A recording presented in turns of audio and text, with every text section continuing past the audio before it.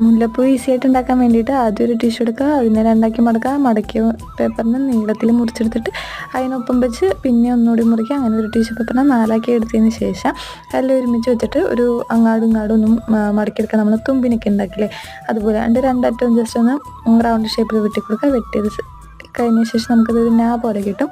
ആ കഴിഞ്ഞിട്ട് ഓരോന്നും അതിൽ നിന്ന് അടർത്തിയെടുക്കുക. അടർത്തിയതിന് ശേഷം ഒരു നാ പിടിച്ച് ഇങ്ങനെ സെൻറ്റർ പോർഷൻ പിടിച്ച് ഇങ്ങനെ ചുരുക്കി എടുക്കുക. എന്നിട്ട് ജസ്റ്റ് ഒന്ന് നടുവൊന്ന് ചുരുട്ടി കൊടുക്കുക കേട്ടോ. അങ്ങനെ അത് ചുരുട്ടി ഓരോന്നും നമ്മൾ ഇതുപോലെ ചുരുട്ടിയെടുക്കുക. ചുരുട്ടിയെടുത്തതിന് ശേഷം നമ്മളൊരു പാത്രത്തിലൊക്കെ കുറച്ച് വെള്ളം എടുക്കുക. അതിനകത്തേക്ക് കുറച്ച് പച്ച കളർ ആഡ് ചെയ്ത് കൊടുക്കുക. ആഡ് ചെയ്ത ശേഷം ഓരോ ചുരുട്ടി ഉണ്ടാക്കിയ പൂവിലേക്കും സെൻറ്റർ പോർഷനിൽ പച്ച കളർ ആഡ് ചെയ്യുക. എന്നിട്ട് നമ്മളങ്ങനെ നൂലിലേക്ക് കോർത്ത് കൊടുക്കുക കേട്ടോ. ഓരോ പൂ എടുത്ത് കോർത്ത് കൊടുക്കുക. അങ്ങനെ കോർത്തതിന് അവസാനം ഒന്ന് ആ നൂല് കെട്ടിട്ടതിന് ശേഷം മുല്ലപ്പൂ റെഡിയായി. അപ്പോൾ ഇത്രയുള്ള ഫൈനൽ ലുക്ക് ഇഷ്ടമെങ്കിൽ ലൈക്ക് ചെയ്യണേ.